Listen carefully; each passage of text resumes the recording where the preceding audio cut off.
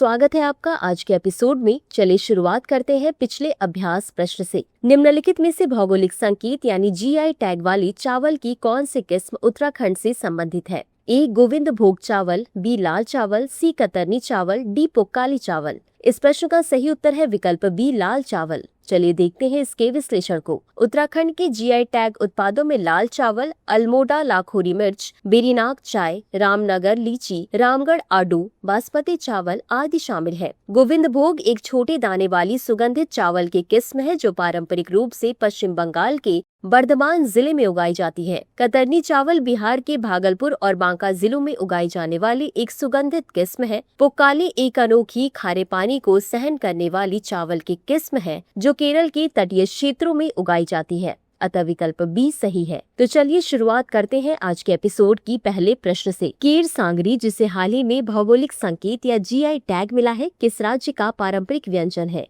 ए Gujarat, B Punjab, सी Rajasthan, D Madhya Pradesh. इस प्रश्न का सही उत्तर है विकल्प सी राजस्थान। चलिए देखते हैं इसके विश्लेषण को। राजस्थान के लोकप्रिय व्यंजन केर सांगरी को भौगोलिक संकेत टैग मिला है जो इसे पारंपरिक तरीके से बनाए जाने वाले विशिष्ट क्षेत्रीय उत्पाद के रूप में मान्यता देता है। केर सांगरी एक पारंपरिक राजस्थानी व्यंजन है जो दो देशी रेगिस्तानी पौधों से बनाया जाता है। ऐतिहासिक रूप से केर सांगरी सूखे के समय जीवित रहने वाले खाद्य के रूप में विकसित हुई थी जब ताजी सब्जियां उपलब्ध नहीं होती थी। समय के साथ यह व्यंजन राजस्थान का लोकप्रिय व्यंजन और सांस्कृतिक प्रतीक बन गया। खेजड़ी का पेड़ जिससे सांगरी प्राप्त होती है सांस्कृतिक और पारिस्थितिक दृष्टि से अत्यंत महत्वपूर्ण है। यह बिश्नोई समुदाय द्वारा पवित्र माना जाता है जिसने सदियों से इस पेड़ को जीवन और स्थिरता के प्रतीक के रूप में संरक्षित रखा है। अतः विकल्प सी सही है। अगला प्रश्न है, राष्ट्रीय खाद्य सुरक्षा अधिनियम 2013 के संदर्भ में निम्नलिखित कथनों पर विचार करें। 1. अधिनियम के तहत केंद्र सरकार प्रत्येक राज्य के लिए खाद्यान्न आवंटन निर्धारित करती है। 2.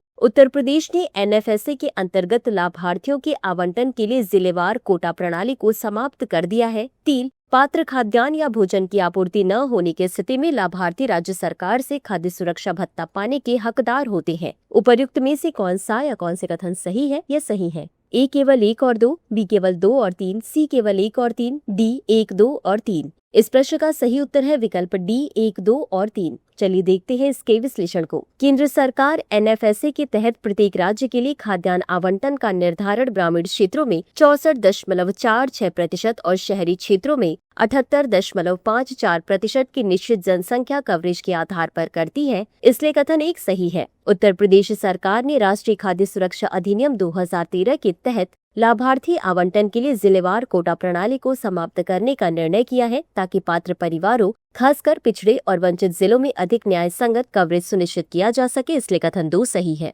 पात्र खाद्यान्न या भोजन की आपूर्ति न होने की स्थिति में लाभार्थी खाद्य सुरक्षा भत्ते के हकदार हैं, जिसे राज्य सरकार द्वारा प्रदान किया जाना चाहिए, इसलिए कथन 3 सही है। अतः विकल्प डी सही है।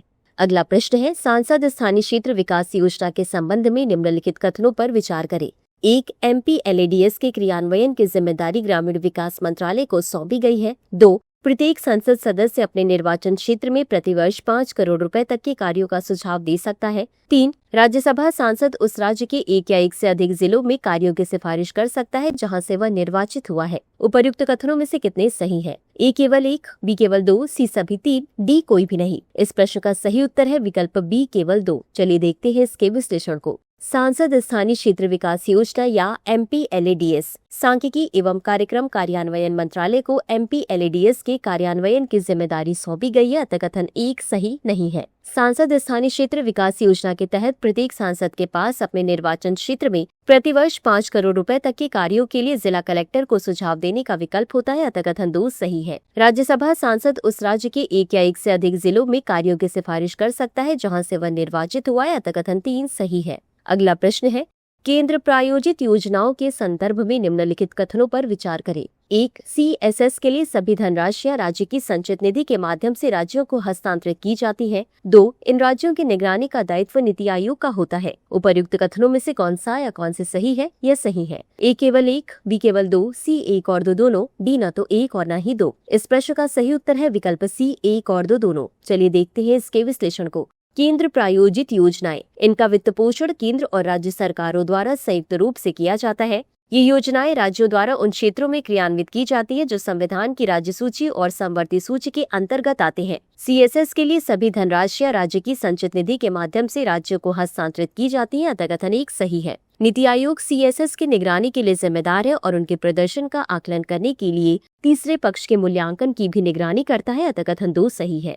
अगला प्रश्न है, निम्नलिखित विशेषताओं पर विचार कीजिए। 1. भारत में इन्हें कूंज के नाम से जाना जाता है। 2. ये मूल रूप से रूस के साइबेरियाई क्षेत्र में पाए जाते हैं। 3. भारत में इनका पहला अभ्यारण्य राजस्थान के खीचन में स्थित है। निम्नलिखित में से कौन सी प्रजाति उपर्युक्त विशेषताओं द्वारा सर्वोत्तम रूप से वर्णित होती है? A. Greater flamingo, B. भारतीय मोर, C. हुपरहंस, D. Demoiselle crane. इस प्रश्न का सही उत्तर है विकल्प D. Demoiselle crane. चलिए देखते हैं इसके विश्लेषण को। डेमोइसेल क्रेन, जिसे भारत में कूंज या कुरजा भी कहा जाता है, मूल रूप से रूस के साइबेरियाई क्षेत्र में पाया जाता है। अत्यधिक ठंड से बचने के लिए सर्दियों के दौरान ये क्रेन भारत, विशेष रूप से राजस्थान में प्रवास करता है। राजस्थान में स्थित खीचन डेमोइसेल क्रेन के लिए समर्पित भारत का पहला रिजर्व है, जहां प्रत्येक वर्ष शीतकाल के दौरान 20,000 से 30,000 क्रेन आते हैं। इस प्रजाति को अंतर्राष्ट्रीय प्रकृति संरक्षण संघ द्वारा सबसे कम चिंताजनक श्रेणी में वर्गीकृत किया गया है, अतः विकल्प D सही है। अगला प्रश्न है, क्यूबा के संबंध में निम्नलिखित कथनों पर विचार करें। 1. क्यूबा उत्तरी कैरिबियन सागर में मैक्सिको की खाड़ी और अटलांटिक महासागर के संगम पर स्थित दूसरा सबसे बड़ा द्वीपीय देश है। 2. यह सोवियत संघ और संयुक्त राज्य अमेरिका के बीच शीत युद्ध के दौरान विवाद का स्रोत था, विशेष रूप से वर्ष 1962 में क्यूबा मिसाइल संकट के समय। उपर्युक्त कथनों में से कौन सा या कौन से सही है या सही है? A केवल 1, B केवल 2, C 1 और 2 दोनों, D न तो 1 और न ही 2। इस प्रश्न का सही उत्तर है विकल्प B केवल 2। चलिए देखते हैं इसके विश्लेषण को। क्यूबा अटलांटिक महासागर, कैरिबियन सागर और मैक्सिको की खाड़ी के मिलन बिंदु पर उत्तर पश्चिमी कैरिबियन में स्थित सबसे बड़ा द्वीपीय देश है। अतकथन 1 सही नहीं है। क्यूबा की राजधानी हवाना है।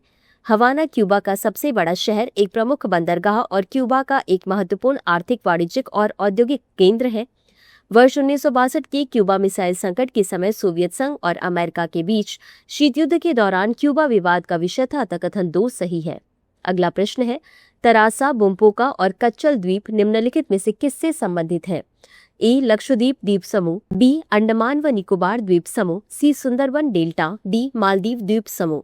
इस प्रश्न का सही उत्तर है विकल्प B. अंडमान व निकोबार द्वीप समूह। चलिए देखते हैं इसके विश्लेषण को। तरासा, बुम्पोका और कट्टचाल द्वीप अंडमान और निकोबार द्वीप समूह के निकोबार द्वीप क्षेत्र में स्थित है। अंडमान और निकोबार द्वीप समूह भारतीय मुख्य भूभाग से लगभग 1300 किलोमीटर दक्षिण पूर्व में स्थित है, जो बंगाल की खाड़ी और अंडमान सागर में भारत को महत्वपूर्ण पुरोगामी उपस्थिति प्रदान करते हैं। इस स्थान में भारत को प्रमुख समुद्री अवरोध बिंदुओं, विशेष रूप से मलक्का जलडमरू मध्य पर निगरानी रखने तथा उन पर नियंत्रण करने की सुविधा मिलती है। इनकी अवस्थिति भारत को संबंधित क्षेत्र में नौसैनिक गतिविधियों, नौवहन यातायात और संभावित सुरक्षा खतरों पर नजर रखने में सक्षम बनाती है, जिससे उसके समुद्री क्षेत्र की सजगता बढ़ती है। अतः विकल्प B सही है। अगला प्रश्न है, निम्नलिखित कथनों पर विचार करें। 1. मिलम ग्लेशियर नुब्रा नदी का स्रोत है। 2. सियाचिन ग्लेशियर गोरी गंगा नदी का स्रोत है। 3. जेमू ग्लेशियर तिस्ता नदी के स्रोतों में से एक है। उपर्युक्त कथनों में से कितने सही हैं?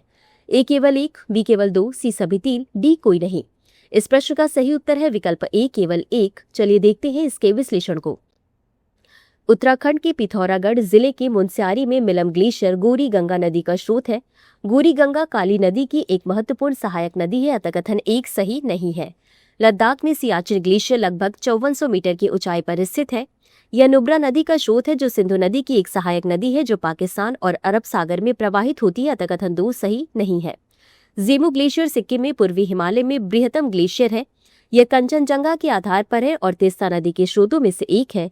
तिस्ता नदी ब्रह्मपुत्र नदी की सहायक नदियों में से एक है। अतकथन 3 सही है।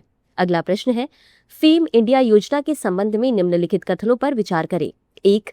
इस योजना का उद्देश्य कम ब्याज दरों पर ऋण देकर इलेक्ट्रिक और हाइब्रिड वाहनों को अपनाने को प्रोत्साहित करना है। 2. योजना का पहला चरण 2015 में शुरू हुआ और 2019 तक था। 3. यह सड़क परिवहन और राजमार्ग मंत्रालय की एक पहल है। उपर्युक्त में से कौन सा या कौन से कथन सही है या सही है? A केवल 1 और 2, B केवल 2, C 1, 2 और 3, D केवल 1। इस प्रश्न का सही उत्तर है विकल्प B केवल 2। चलिए देखते हैं इसके विश्लेषण को। फेम इंडिया योजना का मुख्य उद्देश्य खरीद पर अग्रिम प्रोत्साहन देकर इलेक्ट्रिक और हाइब्रिड वाहनों को अपनाने को प्रोत्साहित करना है। अतकथन 1 सही नहीं है।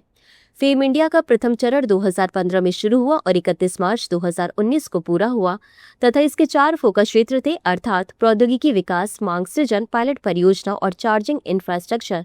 अतः कथन 2 सही है। फेम इंडिया भारी उद्योग मंत्रालय की एक पहल है, अतः कथन 3 सही नहीं है।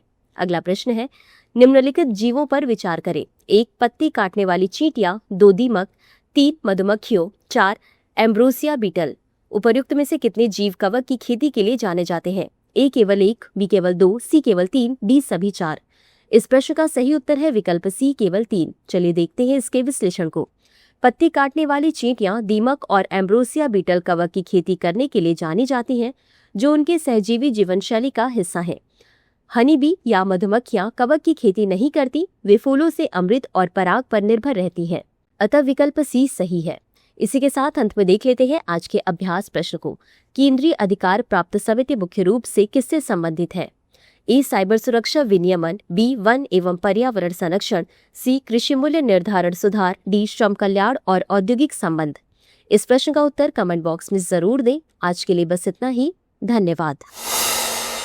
डियर व्यूअर्स, अपने एग्जाम की तैयारी को और बेहतर करने के लिए हमारे चैनल को लाइक, शेयर और सब्सक्राइब करना न भूलें।